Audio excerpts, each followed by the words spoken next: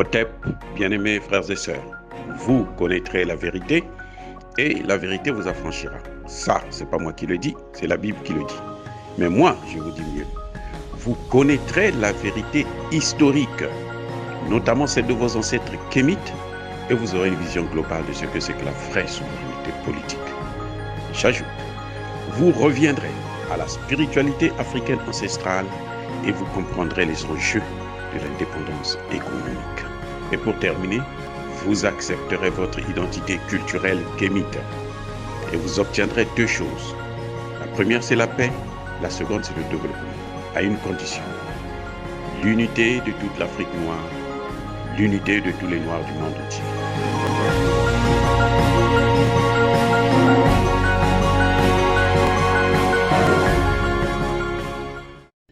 Otep à tous, bienvenue sur la chaîne des panafricanistes, par essence, par conviction et par excellence. Celle des citoyens kémites, par nécessité et obligation de combat. Nous sommes une chaîne qui n'est guidée que par nos ancêtres, et rien que par les ancêtres qui appartiennent à l'égrégore du monde noir.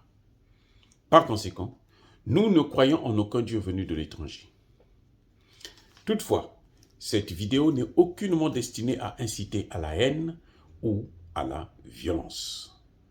Car nous menons un combat d'abord spirituel, ensuite politique, géopolitique et géostratégique contre l'impérialisme, le colonialisme, le néocolonialisme et l'endocoloniat, sur la base du principe fondamental que nous avons hérité de nos ancêtres kémites, qui est celui de la Mahat, c'est-à-dire vérité et justice. Par conséquent, vous êtes en droit de connaître la vérité et nous avons l'obligation de vous dire la vérité et rien que la vérité, afin que justice soit rendue à l'Afrique. C'est donc notre modeste contribution dans cette noble lutte en faveur de la souveraineté, la dignité et l'unité africaine. Et ça, c'est le panafricanisme. Oui, bien-aimés frères et sœurs, derrière un homme, derrière tout leader politique, il y a des cerveaux penseurs. Il y a un cerveau penseur. À l'époque de François Mitterrand, quand on parlait de François Mitterrand qui était très populaire et tout, très apprécié surtout dans le monde de l'Afrique francophone, on s'était rendu compte après qu'il avait un conseiller spécial, un conseiller politique, un conseiller que François Mitterrand écoutait beaucoup. Il avait un nom. C'était Jacques Attali. Mais cette fois-ci, nous allons parler d'un grand homme, parce que François Mitterrand est parti, il est mort. Nous allons parler d'un grand homme. Un homme qui surprend tout le monde, qui émerveille même des hommes politiques français. Vladimir Poutine. Mais comment se fait-il que cet homme soit si fort? Un invincible, un redoutable. Il dit ce qu'il fait. Il est préparé à tout, y compris aux sanctions économiques dont nous allons parler maintenant. Mais cet homme n'est pas seul. Cet homme a des gens qui sont derrière lui, et notamment une femme. Et c'est cette femme-là que nous allons parler. C'est de cette femme-là que nous allons vous parler aujourd'hui.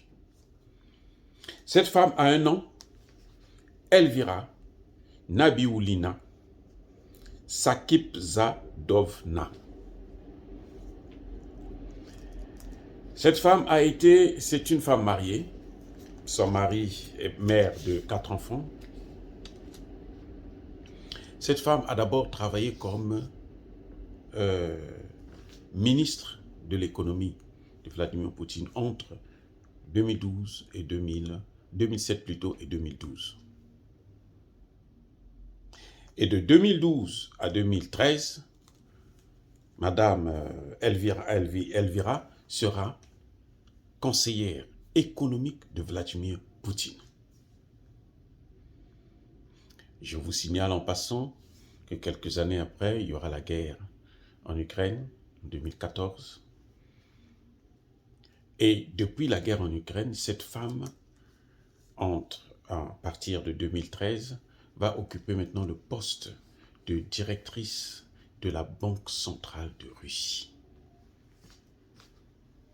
Et c'est là qu'elle va faire ses merveilles. C'est elle qui conseille Vladimir Poutine dans le domaine économique, dans cette guerre économique mondiale. Parce que ce qui est en train de se passer aujourd'hui, que les gens ne parlent pas assez, que les gens n'observent pas trop, c'est la guerre économique mondiale. Et c'est cette guerre-là d'ailleurs qui fait apparaître les deux blocs. Le bloc de l'OTAN, des pays de l'Ouest, et le bloc de Shanghai, des pays de l'Est et des pays asiatiques. Cette guerre économique est en train de montrer que le monde a besoin d'un nouvel ordre mondial. C'est donc une guerre entre les patrons de Davos et la Russie. On ne soulève pas assez souvent ce problème-là. La guerre économique, ce n'est même pas entre les États-Unis et la Russie, mais c'est Davos et la Russie, via les États-Unis. Parce qu'on utilise l'OTAN, parce que Davos, effectivement, ce n'est pas un État en tant que tel, reconnu avec les caractéristiques de ce qu'on appelle État, c'est-à-dire un territoire, une constitution, une population, ainsi de suite. Vous voyez, Davos, c'est d'abord la réunion de certains grands de ce monde, et parmi lesquels les oligarches, les grands oligarches de ce monde. Mais donc, le fait qu'ils n'ont pas d'État, ils ont besoin des États qui vont faire la guerre pour eux. C'est ainsi qu'ils utilisent l'OTAN, et l'OTAN va avec elle, entraîne avec elle l'Union européenne, les pays européens, ou ce que vous appelez les pays, en gros, de l'Ouest. Donc c'est la guerre entre ces deux géants. Mais cette femme, elle n'est pas tombée des nues. Ce n'est pas une avatar. Elle a une formation. Elle a été formée en économie à l'université de Moscou et elle a poursuivi ses études à l'université de Yale. Et je vous apprends que Yale, c'est parmi les plus grandes universités américaines. Beaucoup de grands de ce monde ont étudié à Yale. C'est une université qui forme beaucoup de grands cadres, beaucoup de hautes personnalités, parmi lesquelles George W. Bush, Bill Clinton, Hillary Clinton et autres, j'en passe. Donc, elle est sortie de cette université-là. Ça veut dire qu'elle a une culture économique à la fois russophone et américaine. Et c'est elle qui a prévu justement ce qui est en train de se passer aujourd'hui. Vous savez que la Russie a été d'abord victime des sanctions depuis 2014 dans la guerre en Crimée. Ou après la guerre en Crimée. Et là, la Russie est sortie de là vainqueur, en fin de compte, puisque l'un des premiers importateurs de céréales et du blé, la Russie deviendra le premier exportateur. Elle a dépassé de loin les États-Unis et les autres. Donc, cette guerre a formé la Russie. Et il y a 5 ans, cette dame, au conseil, à la Banque centrale de Russie, qu'est-ce qu'elle a fait? Elle a préparé le plan économique. Elle a préparé la riposte. C'est pour ça que Poutine ne s'inquiétait de rien et ne s'inquiète de rien. Parce qu'il sait que sur le plan économique, il sait que les matières premières, il les a. Toutes les matières premières, pratiquement, la Russie les a. Le pétrole, l'uranium, le gaz, les matières premières stratégiques. La nourriture, maintenant, elle l'a. Donc, les pays européens, les pays de l'OTAN, vont chercher à l'attaquer sur le plan économique. Parce que la guerre aujourd'hui, elle n'est plus une guerre militaire. La guerre aujourd'hui, c'est une guerre asymétrique. C'est-à-dire que c'est une guerre qui touche tous les domaines, y compris donc l'économie. Et donc Poutine s'attendait, puisqu'on avait déjà pris des sanctions en 2014. Donc, cette fois-ci aussi, quand il va mener cette opération, parce qu'il a besoin de libérer le Donbass, eh bien, il devrait s'attendre à des sanctions. Et là, il s'assoit avec cette merveilleuse femme, cette grande économiste. Elle risque d'être même la plus grande économiste de ce 21e siècle. Elle va donc planifier les réponses aux sanctions, à la réaction des pays de l'OTAN, c'est-à-dire des États-Unis et ses alliés. C'est pour ça que quand eux, ils prennent des sanctions, Poutine ne s'inquiète pas, parce qu'il a déjà comment dirais-je, un canevas, un chemin à suivre. En tant que grand économiste, son mari d'ailleurs aussi est économiste, et c'est le patron d'une grande université à Moscou. Donc qu'est-ce qu'ils vont faire?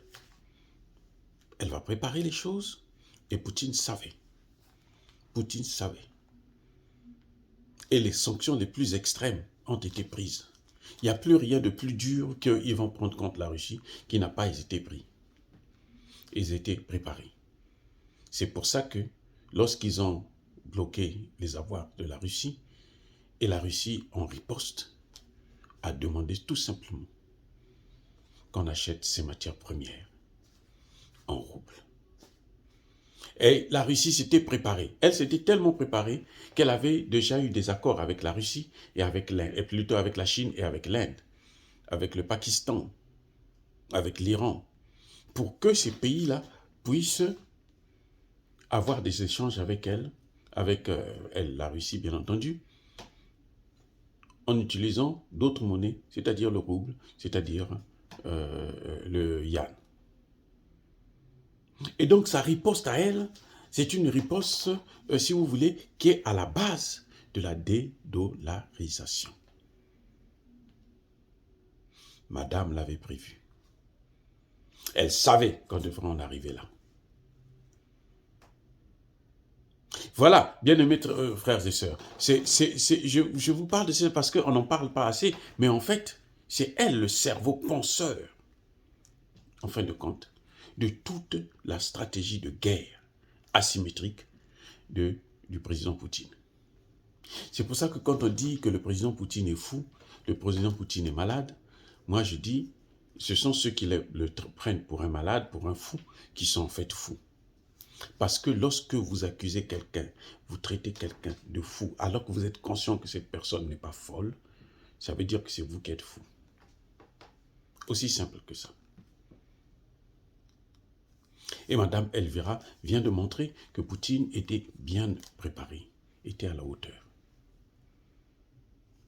Et Poutine n'est pas ce genre, en fin de compte, de leader imbus de leur personnalité, de ces dictateurs africains qui pensent qu'ils n'ont pas besoin des conseils des gens. Et eux, les conseils qu'ils prennent, c'est les conseils de ceux qui les ont torturés, qui les ont colonisés, qui continuent à les maltraiter, à piller leurs matières premières, c'est-à-dire les Français. Poutine, ce n'est pas celui-là. Il a confiance en ses conseillers. Il délègue le pouvoir. Il fait ce qu'on appelle, en fin de compte, la décentralisation. Parce que quand il vous offre, il vous propulse à un poste, il a confiance en vous et il attend de vous un résultat. Et ce résultat, lui, le met en pratique. Voilà ce qu'on appelle un leader.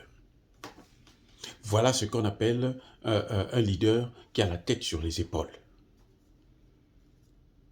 Eh oui, j'ai tenu vraiment à vous parler de cette dame parce que je pense que le rôle de la femme, c'est pour montrer justement que le rôle de la femme n'a jamais été négligeable dans une société, surtout en temps de guerre. La femme a toujours occupé une place de choix. C'est le dernier recours, parce que c'est elle qui se focalise sur les détails. C'est elle qui se concentre le plus sur l'essentiel. Et cette femme, Elvira, vient de nous le montrer encore. Elle est en train de nous le montrer parce que la Russie, sur la guerre économique, on voit très bien que la Russie n'est pas en phase de perdre cette guerre sur le plan économique. Puisque les sanctions jusqu'à aujourd'hui n'ont pas d'effet. Au contraire, les sanctions auront des effets d'abord dans les pays européens, ceux-là même qui ont pris des sanctions contre la Russie. Même les pays africains, je suis sûr que Poutine a tout planifié pour satisfaire leurs besoins, parce que ces pays n'ont pas voté l'embargo contre la Russie. Donc ils peuvent s'approvisionner sans problème. C'est avec l'Ukraine qu'il y aura peut-être des problèmes, mais la Russie va compenser le manque à gagner de l'Ukraine. Vous voyez, il avait tout préparé avec cette dame, cette grande économiste. C'est pour ça que je me suis permis de vous parler d'elle. Alors, dire cela, c'est inciter à la haine ou à la violence? Non, nous sommes une force tranquille. Notre force, c'est notre parole et notre spiritualité. Ya ba colère veille, ya malembe. J'assume mes propos. J'ai dit.